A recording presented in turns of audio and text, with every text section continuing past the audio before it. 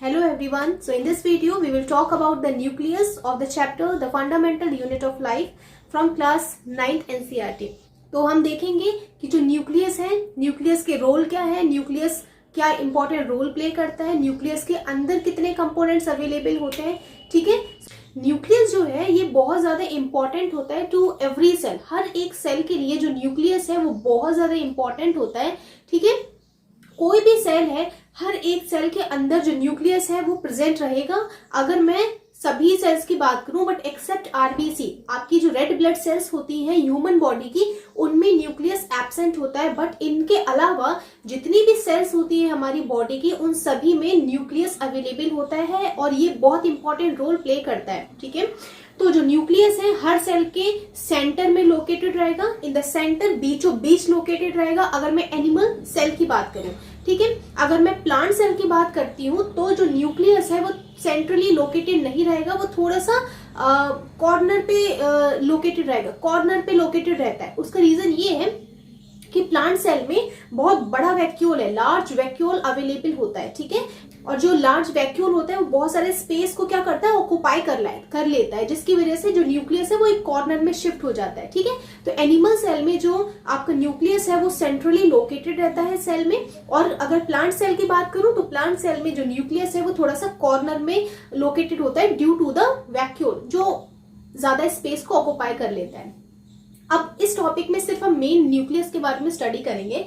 तो न्यूक्लियस जो है सबसे इंपॉर्टेंट कंपोनेंट है हर एक सेल का, इसीलिए इसे कहा जाता है ब्रेन ऑफ द सेल. इसे क्यों कहा जाता है ब्रेन ऑफ द सेल? क्योंकि जैसे हमारी पूरी बॉडी में जो हमारा ब्रेन है, ये हमारी पूरी बॉडी के जो फंक्शंस हैं, जो एक्टिविटीज हैं, उनको कंट्रोल करता है. ठीक है. हमें डायरेक्ट करता है कि हमें कैसे काम करना है.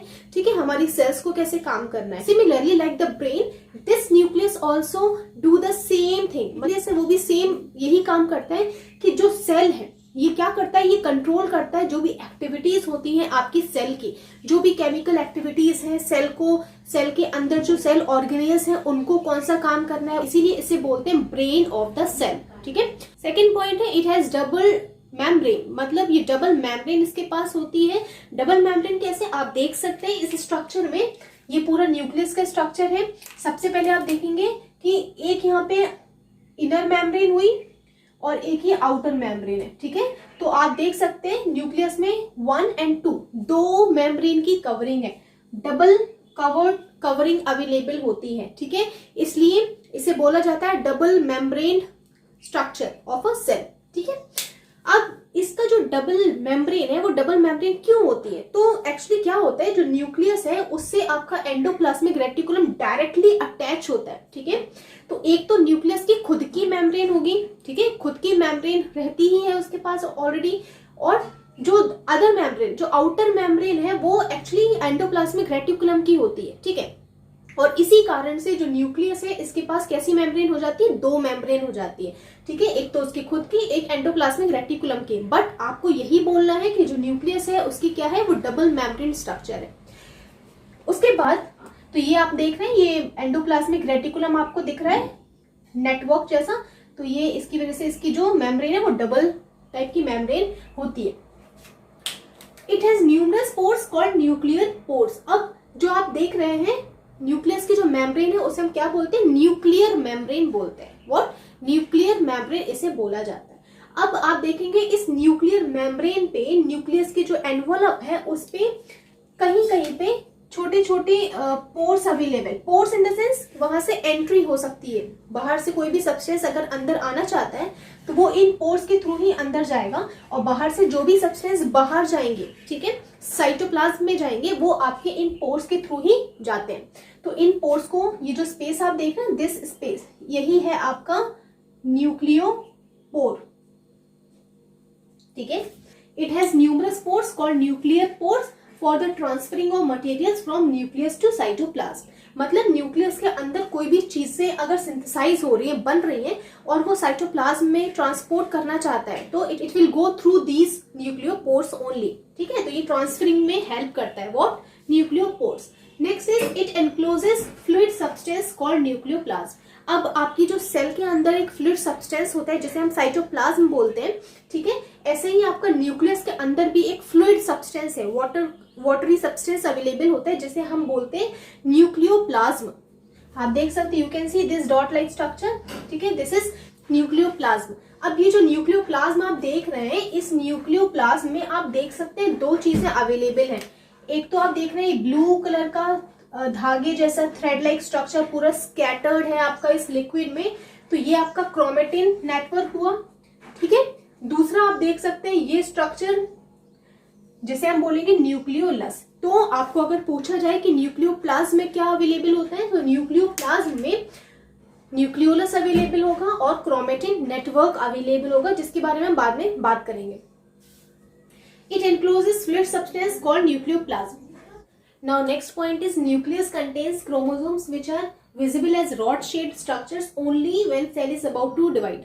मतलब जो न्यूक्लियस होता है, न्यूक्लियस के अंदर आप देख रहे हैं ये पूरा क्रोमेटिन थ्रेड आपको दिख रहा है, दिस क्रोमेटिन थ्रेड जो ब्लू कलर का दिख रहा है आपको, थ्रेड लाइक स्ट्रक्चर।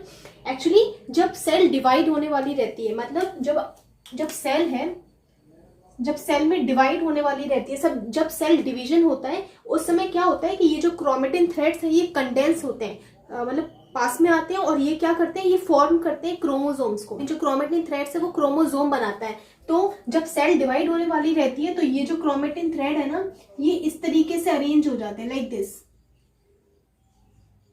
और इसी को बोलते हैं क्रोमोसोम। मतलब एक जो सिंगल क्रोमोसोम होता है उसका स्ट्रक्चर इस तरीके से होता है।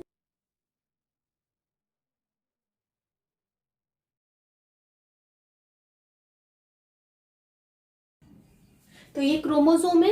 तो जब सेल डिवाइड होने वाली रहती है उस समय ही, मतलब जब सेल डिवाइड होती है उसी समय आपकी जो क्रोमेटिन थ्रेड्स है ये क्रोमोसोम बना देती है, क्रोमोसोम में कन्वर्ट हो जाती है, आई मीन कंडेंस होने के बाद ये क्रोमोसोम बनाती है। और ये सिर्फ सेल डिवाइड होगी तभी ये चीज शो होती है, अदरवाइज जब सेल आपकी डिवाइड नहीं होगी तब क्रोमोसोम शो आपको नहीं होंगे। जब सेल डिवाइड होने वाली रहती है उस कंडीशन में तभी आपको जो क्रोमोसोम्स है वो रॉड लाइक स्ट्रक्चर जैसे दिखेंगे जब हम उसको देखेंगे माइक्रोस्कोप से। अब ये जो क्रोमोसोम है, ये क्रोमोसोम किन चीजों से मिलके बना होता है, तो ये जो क्रोमोसोम है ये आपका डीएनए एंड प्रोटीन से मिलके बना होता है। अब मैं इसको स्ट्रक्चर को थोड़ा एनलार्ज करके आपको बताती हूँ।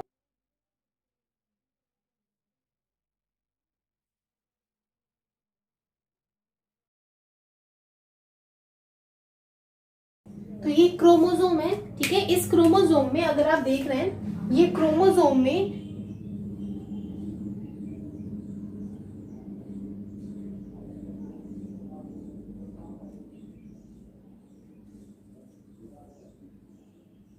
कुछ इस तरीके के स्ट्रक्चर्स होते हैं और ये बॉन्ड्स के थ्रू कनेक्टेड होते हैं, ये ऐसे कनेक्टेड होते हैं, ठीक है। तो ये क्रोमोसोम में जो आप देख रहे हैं यही आपका डीएनए है और इन सभी स्ट्रक्चर्स को थ्रेड लाइक स्ट्रक्चर, मतलब जिन्हें हम प्रोटीन बोलते हैं, वो प्रोटीन ऐसे ज्वाइन करके रखता है, ठीक है, जिसे हम बोलते हैं हिस्टोन प्रोटीन। तो आपका जो क्रोमोसोम है वो डीएनए से मिलके बना है। एक तो जो डीएनए आपने देखा सीडी के जैसा स्ट्रक्चर, लेडर लाइक स्ट्रक्चर, वो, उसके बाद ये ब्लू कलर का आप देख रहे हैं ये प्रोटीन का स्ट्रक्चर है जो कि सभी छोटे छोटे यूनिट्स को आई मीन ज्वाइन कर रहा है, ठीक है। तो आपका जो क्रोमोसोम है वो आपका डीएनए एंड आपका प्रोटीन से बना है and the protein is the histone protein, histone उसका नेम है उस प्रोटीन का।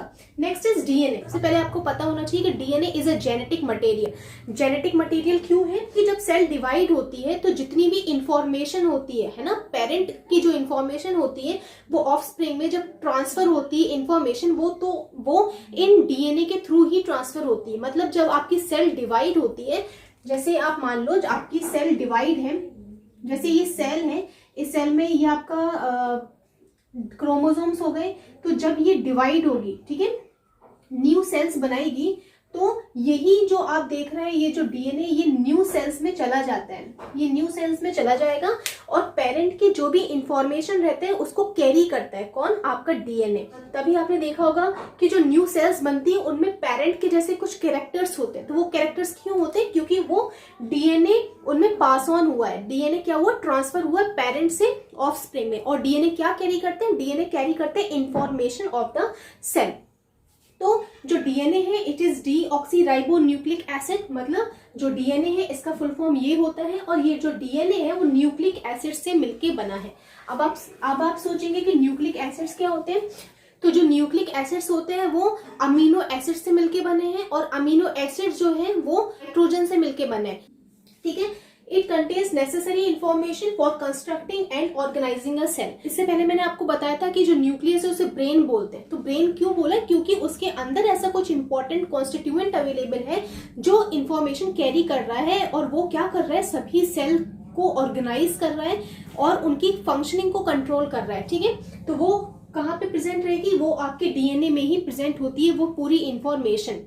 नेक्स्ट इज डीएनए का जो फंक्शनल सेगमेंट है डीएनए का, वो आपका जीन्स होती है। अब यहाँ पे जीन्स क्या है, तो आप इसमें देखेंगे एक स्ट्रक्चर, ये आपको एक स्ट्रक्चर दिख रहा है, this one structure, this is gene, one gene. फिर आप देखेंगे दूसरा structure, this is second gene, ठीक है। इसको मैं थोड़ा और क्लियर बना रही हूं।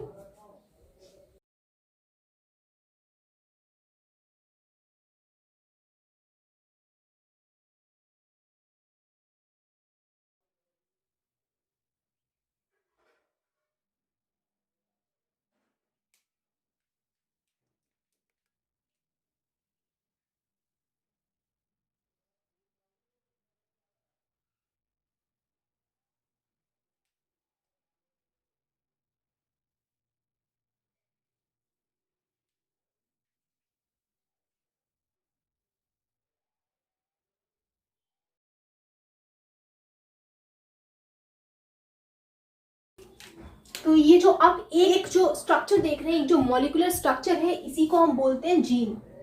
और ऐसे आपकी बॉडी में, मतलब ये जो जीन है, मतलब ये एक जो है आप देख रहे हैं ये जीन है, और जीन के साथ उसका सेकंड पेयर अवेलेबल है, तो इसे हम बोलेंगे पेयर ऑफ जीन्स, ठीक है। ये पेयर ऑफ जीन्स रहती है आपकी, मतलब ये this is one gene, this is second gene. अब जो जीन्स दो अवेलेबल है एक साथ, तो इसे बोलेंगे पेयर ऑफ जीन।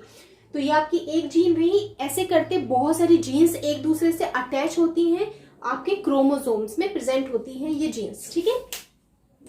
तो डीएनए की जो फंक्शनल यूनिट, बॉडी की एक फंक्शनल यूनिट होती है सेल, ठीक है। सेल्स ज्वाइन होके पूरी मिलियंस एंड ट्रिलियंस सेल्स बनाती है। उसी तरीके से आपका जो पूरा क्रोमेटिन थ्रेड है, वो क्रोमेटिन थ्रेड एक फंक्शनल यूनिट, बेसिक यूनिट से मिलकर बनता है, वही फंक्शनल एंड बेसिक यूनिट है जीन।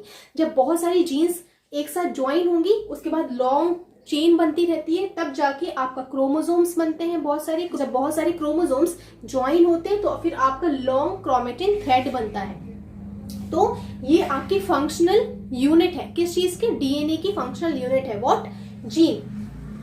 अब आपको पता होगा तो ह्यूमन बींग्स में जो क्रोमोसोम्स के नंबर होते हैं वो है,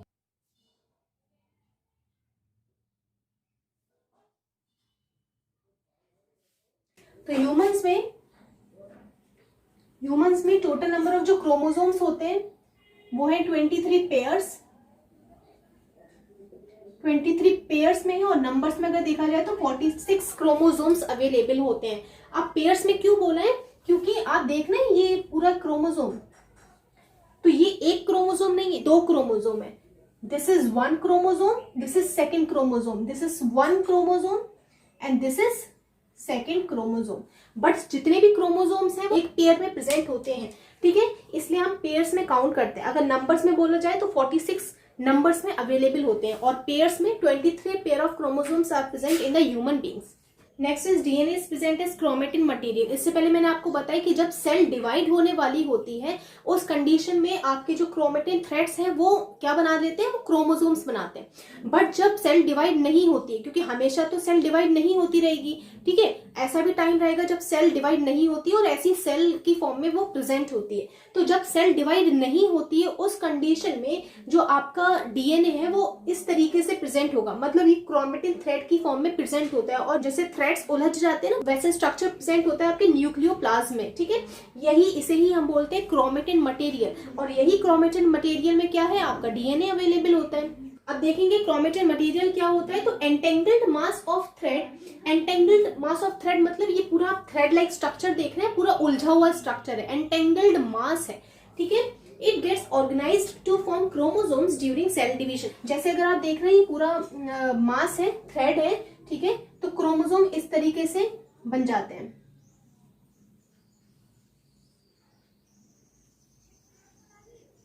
ये आप देख रहे हैं, इतना आपका 1 पेयर है, this is second pair of chromosome,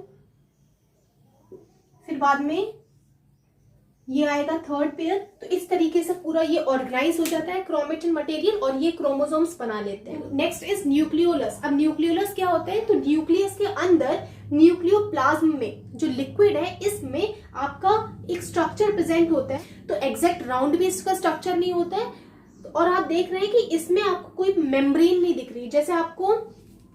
जैसे कि बाहर एक मेम्ब्रेन होती है ना, कवरिंग होती है, वो आपको इसमें कवरिंग देखने को नहीं मिलेगी। ठीक है, आप देख रहे हैं पूरा इस तरीके का कुछ स्ट्रक्चर है जिसे हम बोल रहे हैं न्यूक्लियोलस, कि आपको यहाँ पे कवरिंग देखने को नहीं मिलेगी। मतलब कि ये ऐसा कंपोनेंट है आपके न्यूक्लियस का जिसके पास खुद की कोई कवरिंग नहीं है। ठीक है, तो इसकी कोई कवरिंग नहीं होती है, तो it doesn't have covering. Next point is it is known as factory of ribosome. मतलब इसका जो रोल क्या है, इसका फंक्शन क्या होता है कि न्यूक्लियोलस जो है वो राइबोसोम्स बनाता है। राइबोसोम्स कहाँ पे अवेलेबल होते हैं, आपको पता होगा कि साइटोप्लाज्म में भी अवेलेबल होते हैं राइबोसोम्स। और आप देख रहे हैं रेड कलर डॉटेड स्ट्रक्चर जो आपके एंडोप्लाज्मिक रेटिकुलम पे चिपके हुए हैं, यही आपके राइबोसोम्स हैं।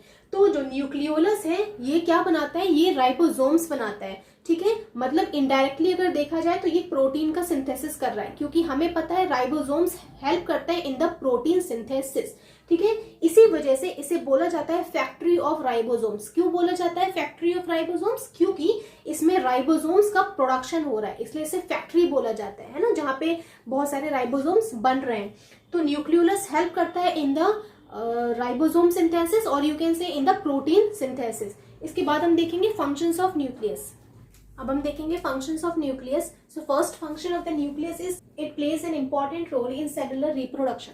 मतलब कि जब सेल डिवाइड होती है, तो मैंने अभी आपको बताया था कि जब सेल डिवाइड होगी उस कंडीशन में, उस समय जो क्रोमोसोम्स हैं, जो आपका डीएनए, वो ट्रांसफर होता है आपकी प्रीवियस सेल से टू द न्यू सेल्स। जैसे कि ये सेल है, इसके अंदर का पूरा डीएनए है ये। ठीक है, जब ये डिवाइड होगी और न्यू सेल्स जब बनती है तो इसमें भी कुछ ना कुछ डीएनए अवेलेबल होता है जो कि पेरेंट से ही आता है।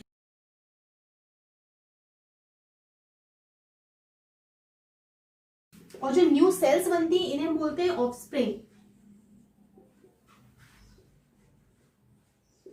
या इन्हें डॉटर सेल्स भी बोलते हैं, ऑफस्प्रिंग भी इन्हें बोला जाता है। तो जब सेलुलर रिप्रोडक्शन होता है उसमें ये इंपॉर्टेंट रोल प्ले करती है, क्योंकि न्यूक्लियस नहीं होगा तो सेल डिवाइड ही नहीं होगी। ठीक है, क्योंकि न्यूक्लियस के अंदर होता है डीएनए और डीएनए ट्रांसफर होता है from the parent to the offspring. It controls chemical activities of cell. तो यस, जो आपका न्यूक्लियस है ये पूरी केमिकल एक्टिविटीज को कंट्रोल करता है कि कितना प्रोटीन बनना है, जो मैसेजेस कन्वे होते हैं, वो जो एक्टिविटीज होती है केमिकल एक्टिविटीज, वो सभी कंट्रोल की जाती हैं आपके न्यूक्लियस के थ्रू। Third function is it helps in the transmission of hereditary traits from parents to offspring.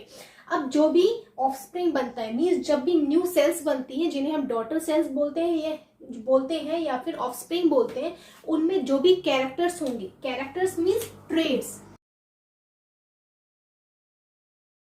Characters means traits, biology में कैरेक्टर्स को ट्रेड्स बोला जाता है। तो इस ऑफस्प्रिंग में जो भी कैरेक्टर रिसीव किए तो उसने किया अपने पेरेंट्स से। ठीक है, क्योंकि पेरेंट्स से ऑफस्प्रिंग में जेनेटिक मटेरियल ट्रांसफर हुआ है और ये जेनेटिक मटेरियल होता है डीएनए। तो it helps in the transmission of hereditary traits from parents to the offspring. Fourth function is it controls all metabolic activities of cell and if it is removed then the protoplasm dries up. मतलब ये जितनी भी metabolic activities है, metabolic activities मतलब कि metabolic activities में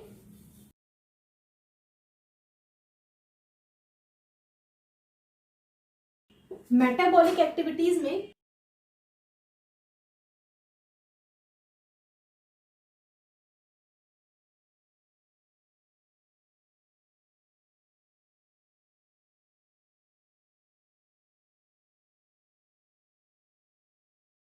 metabolic activities मतलब कि जब भी सेल में कोई चीजें ब्रेक डाउन होती हैं, जब चीजें ब्रेक डाउन होती है, टूटती हैं और जिनसे न्यू सब्सटेंसेस बन रहे हैं, ठीक है। तो जब भी चीजें टूट रही होती हैं जिसे हम बोलते हैं कैटाबॉलिक एक्टिविटीज। कैटाबॉलिक एक्टिविटीज में जो चीजें होती हैं वो ब्रेक डाउन होती हैं, टूट जाती हैं, ठीक है। और जो एनाबॉलिक एक्टिविटीज होती हैं इनमें हमेशा न्यू सब्सटेंसेस सिंथेसाइज होते हैं, नए नए सब्सटेंसेस बनते हैं, ठीक है। तो हमारी सेल में जब भी चीजें बनती हैं या फिर चीजें ब्रेक डाउन होती हैं तो ये जो पूरा एक्टिविटी है ये आपका पूरा न्यूक्लियस ही कंट्रोल करता है कि कितनी चीजों को ब्रेक डाउन होना है, कितनी उसे नई चीजें बनानी है। तो ये जो एक्टिविटी है जैसे हम मेटाबॉलिक एक्टिविटी बोल रहे हैं, और मेटाबॉलिक एक्टिविटी में आपका कैटाबॉलिक और एनाबॉलिक दोनों कंबाइन होता है, ठीक है। तो ये जो एक्टिविटीज है वो आपका न्यूक्लियस कंट्रोल करता है। और अगर आपका न्यूक्लियस को हटा दिया जाए एक सेल से तो आपकी जो सेल है वो कोई भी काम नहीं कर पाएगी, वो डेड हो जाएगी, ठीक है। तो अगर न्यूक्लियस को हटाया सेल से तो आपका जो प्रोटोप्लाज्म है, प्रोटोप्लाज्म मतलब कि जो आपका साइटोप्लाज्म प्लस न्यूक्लियोप्लाज्म के साथ जो इसका बाहर का जो लिक्विड होता है जिसे हम साइटोप्लाज्म बोलते हैं, उन दोनों को मिला के प्रोटोप्लाज्म बोला जाता है, ठीक है। तो अगर आपने न्यूक्लियस को रिमूव किया तो प्रोटोप्लाज्म सूख जाएगा, ड्राइज अप हो जाएगा, ठीक है। और जिसकी वजह से वो सेल फिर डेड हो जाएगी, उसका कोई फिर काम नहीं रहेगा बाद में। तो ये पूरी चीजें थी न्यूक्लियस के बारे में। अब हम देखेंगे कि न्यूक्लियर रीजन, जो न्यूक्लियस होता है वो डिफरेंट ऑर्गेनिजम्स में, यूनिसेल्युलर ऑर्गेनिजम्स हैं या फिर बहुत डिफरेंट ऑर्गेनिजम्स में जो न्यूक्लियर रीजन्स होते हैं वो कैसे डेवलप्ड होते हैं, कैसे मॉडिफाइड होते हैं, ठीक है। तो अगर मैं सबसे बहुत ज्यादा स्मॉलर ऑर्गेनिजम्स की बात करूं जैसे कि आपका बैक्टीरिया वगैरह हुआ, तो बैक्टीरिया में क्या होता है कि बैक्टीरिया के अंदर सपोज ये बैक्टीरिया की सेल है, ठीक है। ये बैक्टीरिया की सेल है और बैक्टीरिया की सेल के अंदर साइटोप्लाज्म अवेलेबल होता है, ये साइटोप्लाज्म है। और साइटोप्लाज्म में कुछ छोटे छोटे ग्रेन्यूल्स होते हैं जिन्हें हम बोलेंगे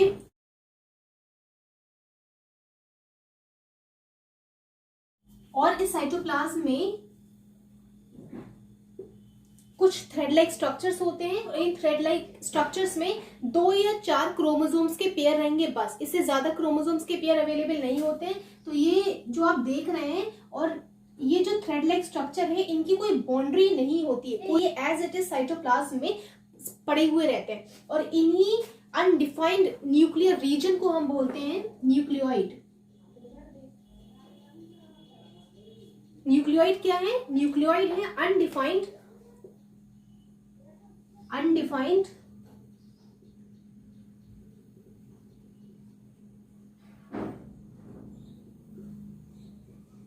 तो न्यूक्लियोइड क्या है? अनडिफाइंड न्यूक्लियर रीजन है, मतलब कोई डेफिनेट इसका लोकेशन नहीं है और इसकी खुद की मेम्ब्रेन नहीं है, ये ऐसा साइटोप्लाज्म में पड़ा हुआ रहता है, इसलिए कोई डिफाइंड न्यूक्लियर रीजन नहीं है ये, ठीक है। उसके बाद अब इस बैक्टीरिया की आउटर कवरिंग भी होती है, जैसे हमें पता है जो बैक्टीरिया होता है उसके पास खुद की सेल वॉल अवेलेबल होती है, जैसे कि प्लांट्स में होती है सेल वॉल, ऐसे ही आपके बैक्टीरिया में भी सेल वॉल अवेलेबल होती है। उसके अंदर ये रहेगी सेल मेम्ब्रेन, ठीक है। तो ये है सेल मेम्ब्रेन अंदर वाली, बाहर वाली सेल वॉल हो गई, और राइबोसोम्स जो प्रोटीन सिंथेसिस करेंगे, और कुछ ये क्रोमोसोम्स अवेलेबल रहेंगे, इनका कोई रीजन नहीं रहता है जिसे हम बोलते हैं न्यूक्लियोइड, ठीक है। तो ये आपके बैक्टीरिया में इस तरीके का रहेगा, आपका न्यूक्लियर रीजन क्या रहेगा? न्यूक्लियोइड रहता है। बट अगर मैं अदर एनिमल्स की बात करूं जो बहुत ज्यादा डेवलप्ड है, जैसे कि हम हो गए, और अदर एनिमल्स जो है या अदर ऑर्गेनिजम्स हैं या यूनिसेलुलर ऑर्गेनिजम्स हैं, इन सभी में जो न्यूक्लियस होता है वो वेल डिफाइंड होता है, वेल डेवलप्ड न्यूक्लियस अवेलेबल होता है, जैसा कि आप यहाँ पे देख रहे हैं ये वेल डेवलप्ड न्यूक्लियस है जो कि आपके सभी सेल्स में, यूनिसेलुलर ऑर्गेनिजम्स में, मल्टीसेलुलर ऑर्गेनिजम्स में अवेलेबल होता है this type of nucleus. So this is all about the nucleus. In the next video we will talk about the prokaryotes and the eukaryotes. Thank you.